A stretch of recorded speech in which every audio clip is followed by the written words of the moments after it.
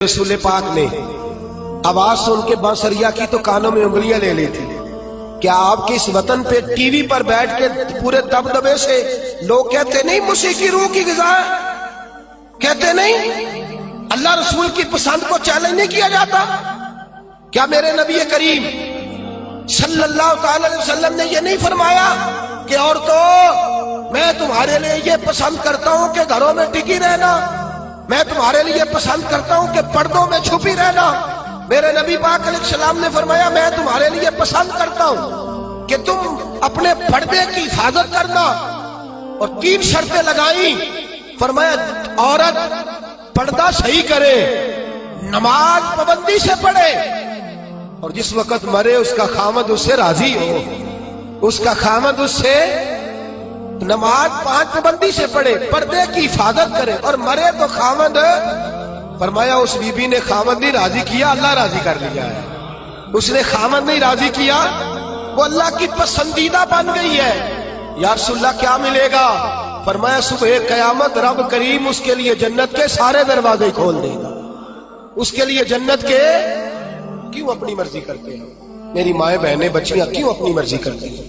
क्यों हम क्यों औरतों को घर के अंदर ये पर्दे की ताकीद नहीं करते? अपनी पसंद जो हमारी है कि मुआशरे में अब पहले रिवाज था दुपट्टा ओढ़ने का, अब चूंकि वो रिवाज भी नहीं रहा, अब रिवाज जरा बदल गया है, तो ये नया रिवाज आया है। उस नए रिवाज के कपड़े डलवा कर, उस नए रिवाज का फैशन कराकर, उस नए रिवाज के अंदर ढलाकर, उस नए स्टाइल से साथ बिठाकर लेके जाता है। तू अपनी मर्जी करता है। और मेरे नबी पाक सल्लल्लाहु ताला अलैहि वसल्लम ने फरमाया इसे अल्लाह रसूल की मर्जी पे लगा दे। रब करीम अगर ये अल्लाह रसूल को राजी कर लेगी तो अल्लाह ताला जन्नत के सारे दरवाजे खोल के जन्नत अता फरमाए। देखिए ना, मेरे नबी पाक सल्लल्लाहु अलैहि वसल्लम ने फरमाया, हुजूर सैयद आलम सल्लल्लाहु अलैहि वसल्लम फरमाते हैं, ओ गुरोह जवाना अपनी आंख को नीचा रखो। फरमाया अगर तुम अपनी आंख की हिफाजत करोगे तो अल्लाह तुम्हें इबादत में लज्जत अता कर देगा। और फरमाया रब करीम उस जवान की तरफ देखकर मुस्कुराता है। या रसूलल्लाह कौन सा जवान? फरमाया जब रात गहरी होती है तो वो तहज्जुद पढ़ने के लिए खड़ा हो जाता है, तो अल्लाह का पसंदीदा बंदा है, उसको देखकर तो रब करीम मुस्कुरा रहा है। जवानों की जमात सिसकता हुआ लहू मिल्लत का सारा, इसमें 85% जुल्म नौजवान तबका कर रहा है। नौजवानों देखो, रमजान का महीना है, ठंडी हवा, जुमे का दिन है। मेरे नबी पाक सल्लल्लाहु अलैहि वसल्लम ने फरमाया क़यामत के दिन अर्श के साये के अलावा कोई साया, जवान देखे मेरी तरफ, गौर से देखे और मेरी बात को गौर से सुने। फरमाया क़यामत के दिन अर्श के साये के अलावा कोई साया। फरमाया जवानों को रब करीम जिस कुर्सी अदालत पर अल्लाह बैठेगा ना, उसकी सीधी जानब अल्लाह नौजवानों को खड़ा फरमाएगा, उसकी सीधी जानब। और फरमाया रब करीम उन जवानों से राजी होगा, उन्हें अल्लाह अर्श का साया अता करेगा। तो सहाबा ने अर्ज की हुजूर ये कौन से नौजवान है? फरमाया जो दुनिया में अल्लाह को राजी करके आए हैं, ये अल्लाह के पसंदीदा है। कौन से? तो मेरे हबीब पाक सल्लल्लाहु अलैहि वसल्लम ने फरमाया ये वो वाले नौजवान है, जवानी भी थी, पाकीज़गी भी थी, जवानी भी थी, आंख में हया भी थी। फरमाया जवान और खूबसूरत लड़की ने इनको दावते गुनाह दी थी, इनको अपनी तरफ बुलाया था, लेकिन इन्होंने ये नहीं देखा कि मुझे पसंद किया जा रहा है और मैं भी किसी को पसंद कर रहा हूं, ये नहीं देखा। फरमाया इन्होंने अल्लाह की पसंद को सामने रखा। जवान और खूबसूरत लड़की ने दावते गुनाह दी, लेकिन इन्होंने कहा इन्नी अखाफुल्लाह, मैं तो अल्लाह से डरता हूं, मैं तो अल्लाह से डरता हूं। मेरे नबी पाक फरमाते रब उन्हें अपने अर्श का साया भी देगा, और फरिश्तों को बुला के उन नौजवानों को खड़ा करके फरिश्तों के सामने अल्लाह उन पर फख्र भी फरमाएगा, अल्लाह उन पर। लेकिन दिल के फफूले जल रहे हैं सीने के दाग से, इस घर को आग लग रही है घर के चिराग से। मैं तो हर वक्त ये राग लापता रहता हूँ, मैं तो सिसकता रहता हूँ। खुदारा मिल्लत के जवानों, खुदारा रुसवाई वाली जिंदगी गुजार रहे हो तुम, रसालत वाली जिंदगी गुजार रहे हो, तुम्हें धोखे में मुब्तला कर दिया गया है। فیس بک پہ لگا کر، انٹرنیٹ پر لگا کر یہ تمہاری پاکیزگی کا جنازہ نکالا جا رہا ہے۔ تم ہو کہ اس جنگل سے باہر ہی نہیں آ پا رہے، تم ہو کہ اس زہر کو تم سمجھ نہیں رہے یہ ہمارے لیے زہر ہے، تم ہو کہ تمہیں خیال ہی نہیں آ رہا کہ یہ رسوائی کا کام ہے، تم ہو کہ تمہیں خبر ہی نہیں کہ میں نے ہاتھ میں آنکھ کا انگارہ پکڑا ہوا ہے۔ خدا را دنیا داری کی پسند چھوڑ دو، کس کی پسند اختیار کرو؟ بولیے، سارے بولیے، نوجوان بھی بولے، بزرگ بھی بولے، اللہ کی پسند۔ کس کی پسند جی؟ چھوڑ دے سارے رنگ، سارے انداز، ایک صبغۃ اللہ، ومن احسن من اللہ صبغہ۔ رنگ کس کا؟ اللہ کا۔ خواہش کس کی؟ مرضی کس کی؟ اللہ کی، اس مرضی پہ۔ اور ماں باپ سے بھی گزارش ہے، اپنی مرضی کی تربیت نہ کرو بچوں کی، وہ والی کرو جس میں اللہ راضی ہوتا ہے، وہ والی کرو جس میں اتر تو جٹا دا منڈا ہے، تینوں تے نہیں نہ کرنا چاہیے، تو کن پھر اللہ پہ، تو بھائی بہت بڑی برادری کا لڑکا ہے، تو کدھر چلا گیا؟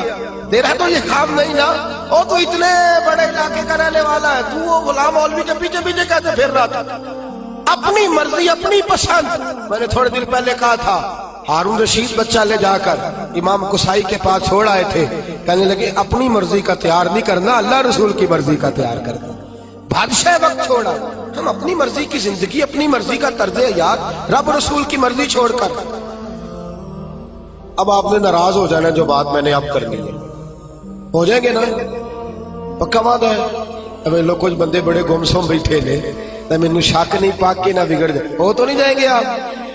خوبصورت بندہ وہ ہوتا ہے جو اللہ رسول کی مرضی کے مطابق بنے یا اپنی مرضی کے مطابق؟ بولے تو انہوں کہا اس گل تے کول بہ کے نہیں بول دے، کس کی مرضی کے مطابق؟ تو اللہ رسول کی مرضی تو داڑھی میں ہے۔ آپ کیا پیارے لگتے ہیں داڑھی منا کے، کٹوا کے، چھوٹی کرا کے؟ اور ناراض نہ ہو جائے، یہ میں نے ہاتھ باندھے ہوئے ہیں، خدا را میری بزرگوں سے گزارش ہے کہ آپ بتائیں آپ اب کس انتظار میں، بزرگ کس انتظار میں؟ اور پھر اگر رکھ بھی لی ہے تو اپنی مرضی کی، کسی کی اتنی کسی کی اتنی، بھئی رکھ جو لی تو کس کی مرضی کی رکھنی ہے جی؟ میرا خیال ہے انتقال کے وقت لوگ کنگھی کریں گے، خوشبو لگائیں گے، کہیں گے بڑا سونا لگ رہا ہے آج، اس کی فوٹو، اس کو دفن نہ کرو، پیارا لگ رہا ہے بڑا، اس لیے کہ اس نے سارا ٹائم اس کام پہ، خدا رہا کچھ سمجھے، کوئی خیال کرے۔ کہتے میں ادو رکھنی جدو نیک ہونا ہے، تو میں کہا روٹی ادو کھائی جدو نیک ہونا ہے، وہ تو روز کھا رہا ہے، تنخواہ اس دن لینے جانا جس دن نیک ہونا ہے، دکان اس دن کھولنی ہے جس دن قسم بھی کھا دی تھی، اپنی مرضی بھی کھا لی، اس دن داڑھی رکھنی ہے جس دن، خدا را کچھ سمجھیں، اپنی مرضی کا لباس، اپنی مرضی کا طرز حیات، اپنی مرضی کا کھانا پینا، اپنی مرضی کا طرز زندگی، یہ اسلام اس کو پسند۔ لو آؤ سنو بات، اور بات سنو اور خوش ہو جاؤ۔ میرے نبی کریم یہ واقعہ آپ نے درجنوں بار سنا ہوگا، لیکن میں جب اس واقعے کو پڑھتا ہوں نا تو جیسے جیسے پڑھتا جاتا ہوں میرے خون کے اندر جوش آتا جاتا ہے، ولولہ دیتا ہے یہ نظریات ولولے دیتے ہیں۔ حضرت عمر فاروق رضی اللہ تعالی عنہ، ملک شام فتح ہو گیا تو حضرت سعد بن نبی وقاص نے دعوت دی، کہا حضور آئے، شام کا علاقہ فتح ہو گیا ہے، اور کچھ لوگ ایسے ہیں جو کہتے ہیں حضرت عمر آئیں گے تو ہم جنگ نہیں کریں گے، چابیاں دے دیں گے اپنے علاقے، ہم جزیہ دے کے حکومت قبول کر لیں گے۔ حضرت عمر چلے مکے سے، مدینے سے، اور حال پتہ کیا ہے؟ کہنے لگے سرکاری گھوڑا نہیں لے جانا، ذاتی لے جانا ہے، اور گھوڑا ہے ماڑا، ذاتی ہے نا، سرکاری گاڑیاں ذرا بڑی بڑی ہوتی ہیں، سرکاری خرچے پہ ذرا لمبے خرچے ہوتے ہیں، اپنا ذاتی گھوڑا، اور ملازم بھی ذاتی لے جانا ہے، سرکاری نہیں۔ تو جو سرکاری اپنا گھوڑا تھا وہ بڑا کمزور تھا، بوڑھا تھا، غلام کو ساتھ لیا تو کہنے لگے بھائی سون، گھوڑا ہے کمزور، دونوں کٹھے نہیں بیٹھیں گے، کبھی تو بیٹھے گا کبھی کون جی؟ اللہ کو جزائے خیر عطا فرمائے۔ ایم پی اے صاحب سے کہیں ذرا پچھلی سیٹ پہ بیٹھ جائے، پچھلی سیٹ پہ نوکر کو آگے بٹھا دے، یہ کہ بیٹھ جائے، یہ کیسے ہو سکتا ہے؟ اللہ اکبر، اللہ اکبر۔ حضرت فاروق اعظم کہنے لگے کبھی تو بیٹھے گا کبھی میں بیٹھوں گا، طے ہو گیا کہ اتنا فاصلہ طے ہو گیا، یوں سمجھ لے 2 کلومیٹر میں بیٹھوں گا تو پیدل چلے، پھر 2 کلومیٹر جو ہے وہ تو بیٹھ جانا میں چلوں گا، اس انداز میں طے ہو گیا۔ اب جب وہ علاقہ آیا نا ملک شام کا تو خط پہنچ گیا تھا کہ فلاں عصر کو حضرت عمر پہنچ جائیں گے، وہ وقت آ گیا، وہاں سارے جتنے بھی بڑے بڑے وزیر تھے مشیر تھے وہ آ کے کھڑے ہو گئے. اتفاق کی بات یہ ہے کہ بارش تازی ہوئی تھی اور جوہڑ بنا ہوا تھا, پانی کھڑا تھا. حضرت عمر فاروق جب پہنچے تو سامنے سب لوگ ہیں. اب باری تھی غلام کی گھوڑے پہ بیٹھنے کی. باری کس کی تھی؟